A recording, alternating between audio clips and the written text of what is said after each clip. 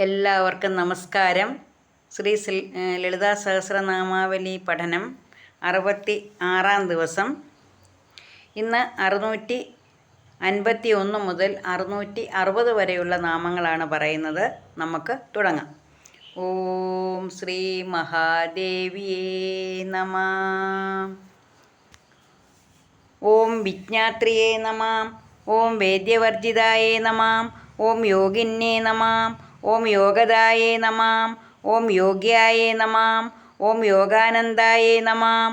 ഓം യുഗന്ധരായേ നമഃ. ഓം ഇച്ഛാശക്തി ജ്ഞാനശക്തി ക്രിയാശക്തി സ്വരൂപിണ്യേ നമഃ. ഓം സർവാധാരായേ നമഃ.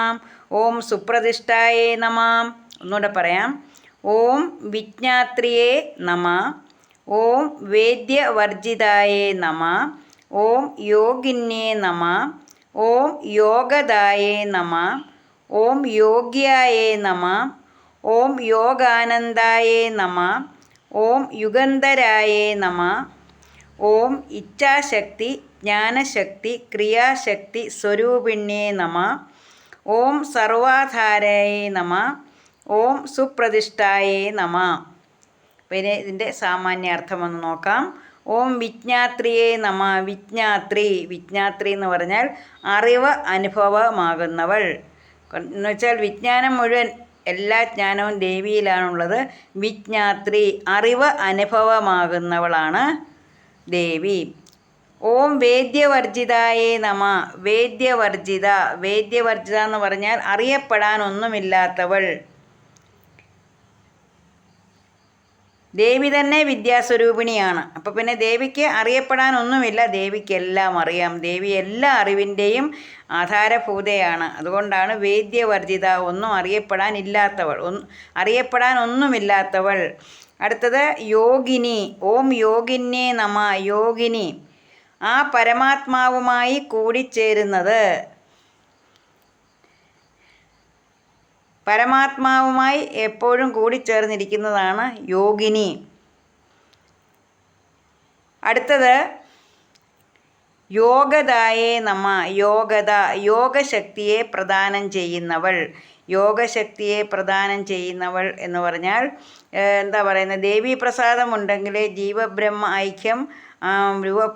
ഐക്യരൂപത്തെ പ്രദാനം ചെയ്യുന്നവളാണ് ദേവി.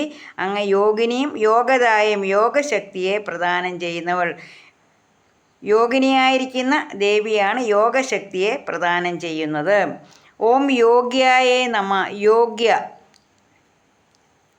എല്ലാ യോഗത്തോടും കൂടിയവൾ. കർമ്മയോഗ ജ്ഞാനയോഗം ഇത് തുടങ്ങിയ എല്ലാ യോഗത്തോടും കൂടിയവളാണ് ദേവി യോഗ്യ.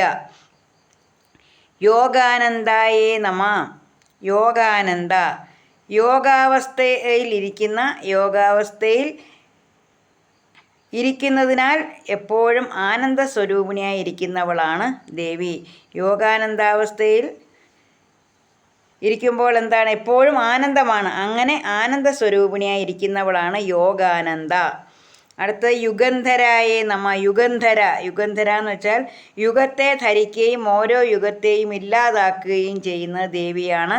അതുപോലെ ഓരോ യുഗത്തിന് ശേഷവും ഓരോ യുഗം ധരിക്കും. പിന്നെ ഓരോ പ്രളയം വരുമ്പോൾ ഓരോ യുഗവും ഇല്ലാതാകുകയും പിന്നെന്താണ്, ദേവി തന്നെ അതിനെ വീണ്ടും സൃഷ്ടിക്കുകയും ചെയ്യും. ഓരോ യുഗത്തെ ധരിക്കുകയും ആ ഓരോ യുഗത്തെ ഇല്ലാതാക്കുകയും വീണ്ടും ഈ പ്രപഞ്ചത്തെ സൃഷ്ടിക്കുകയും ചെയ്യുന്നവളാണ് ദേവി. അങ്ങനെ യുഗന്ധര. അടുത്തത് ഓം ഇച്ഛാശക്തി ജ്ഞാനശക്തി ക്രിയാശക്തി സ്വരൂപിണ്യേ നമഃ. ഇച്ഛാശക്തി ജ്ഞാനശക്തി ക്രിയാശക്തി സ്വരൂപമായിട്ടുള്ളവൾ എന്ന് വെച്ചാൽ ഇച്ഛ ജ്ഞാനം ക്രിയ എന്നിവ മൂന്നും ഉണ്ടെങ്കിൽ മാത്രമേ സൃഷ്ടി നടക്കുകയുള്ളൂ. അങ്ങനെ ജ്ഞാനശക്തിയെ കൊടുക്കുന്നതും ദേവിയാണ്.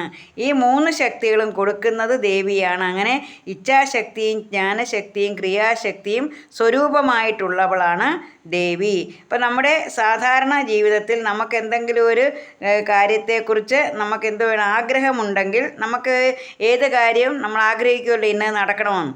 അപ്പോൾ നമ്മൾ എന്ത് വേണം, ആദ്യം ആഗ്രഹം വേണം, നമുക്കതിൻ്റെ ഒരു താല്പര്യം വേണം എന്തെങ്കിലും കാര്യം ചെയ്യണമെങ്കിൽ. പിന്നെന്താണ് വേണ്ടത്, പിന്നെ അതിനെക്കുറിച്ചുള്ള അറിവ്. അല്ലാതെ നമുക്ക് ഒരു കാര്യം നമ്മൾ ചെയ്യണമെന്ന് വിചാരിച്ച് ചാടിപ്പുറപ്പെട്ട് ചെയ്യുകയല്ല വേണ്ടത്. അതിനെക്കുറിച്ച് ഒരു അറിവുണ്ടാകണം. ആ അറിവ് കിട്ടിയതിന് ശേഷമാണ് നമ്മൾ എന്ത് ചെയ്യേണ്ടത്, അത് ചെയ്യേണ്ടത്, ക്രിയ ചെയ്യേണ്ടത്. എന്ന് വെച്ചാൽ ആദ്യം നമുക്കൊരു കാര്യം ചെയ്യണമെങ്കിൽ അതിനോടൊരു താല്പര്യം വേണം, പിന്നെ അതിനെക്കുറിച്ച് വിശദമായിട്ട് അറിവ് വേണം. അത് കഴിഞ്ഞിട്ടാണ് എന്നാൽ ഇത് ചെയ്തേക്കാം അങ്ങനെയാണ് നമ്മൾ ചെയ്യുന്നത്. അല്ലാതെ നമ്മൾ എടുത്തു ചാടിയല്ല ഒന്നും ചെയ്യേണ്ടത്.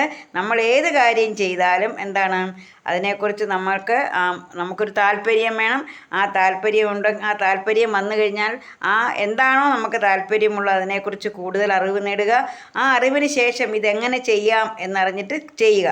എങ്കിൽ മാത്രമേ ചെയ്യുന്ന കാര്യത്തിന് പൂർണ്ണതയുണ്ടാകത്തുള്ളൂ. പക്ഷേ ഏത് കാര്യവും ചെയ്യുന്നതിന് നമുക്ക് ദേവീപ്രസാദം ഉണ്ടാകുകയും വേണം. ദേവീപ്രസാദം ഉണ്ടെങ്കിലേ ഏത് കാര്യവും നമുക്ക് വിജയകരമായി പൂർത്തിയാക്കാൻ പറ്റുകയുള്ളൂ.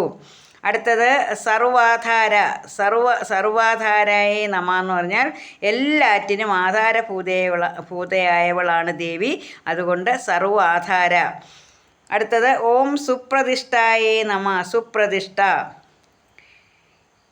ആ ആധാരഭൂതയായ ദേവി നിത്യയാണ്. ഒട്ടും ഇളക്കമില്ലാത്തവളാണ്. അതാണ് സുപ്രതിഷ്ഠ. എല്ലാവരുടെ മനസ്സിലും ദേവീ പ്രസാദം ഉണ്ടെങ്കിൽ ദേവിയുടെ ദേവിയുടെ രൂപം ദേവി നമ്മുടെ ഉള്ളിൽ പ്രതിഷ്ഠിക്കപ്പെടും. അങ്ങനെ നമ്മുടെ ഉള്ളിൽ ഉള്ള ദേവിക്ക് ഒരിക്കലും ഇളക്കമില്ല. അപ്പോൾ എല്ലാവരുടെയും ഉള്ളിലുള്ള ഇളക്കമില്ലാത്ത പ്രതിഷ്ഠയാണ് സുപ്രതിഷ്ഠ എന്ന് പറയുന്നത്. അത് ദേവി തന്നെയാണ്. ദേവിയുടെ ഇളക്കമില്ലാത്ത പ്രതിഷ്ഠയായതുകൊണ്ടാണ് ദേവിയെ സുപ്രതിഷ്ഠ എന്ന് വിളിക്കുന്നത്. അപ്പോൾ നമ്മളിവിടെ കണ്ടു, നമ്മൾ ഓരോ ദിവസവും നമ്മൾ കൂടുതൽ ദേവിയെ അറിയുകയാണ്. നമ്മൾ അറിയാത്ത പല കാര്യങ്ങളുമാണ് നമ്മൾ ഈ നാമത്തിൽ കൂടെ ഓരോ ദിവസവും പറയുന്ന നാമങ്ങളിൽ നമുക്ക് ഓരോരോ അറിവുകളാണ് കിട്ടുന്നത്.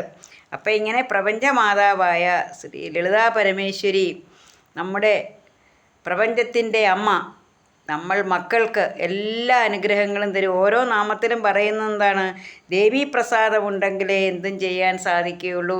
ദേവീപ്രസാദം ഉണ്ടെങ്കിലേ നമുക്ക് ജ്ഞാനമുണ്ടാകുകയുള്ളൂ.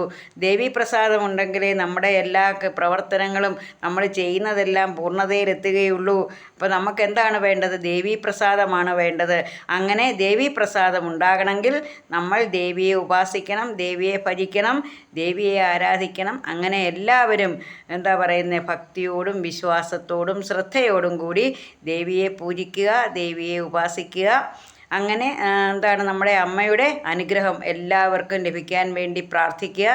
ശ്രീ ലളിതാ പരമേശ്വരി എല്ലാ മക്കളെയും എല്ലാവരെയും അനുഗ്രഹിക്കട്ടെ എന്ന് പ്രാർത്ഥിച്ചുകൊണ്ട് നിർത്തുന്നു. നന്ദി, നമസ്കാരം.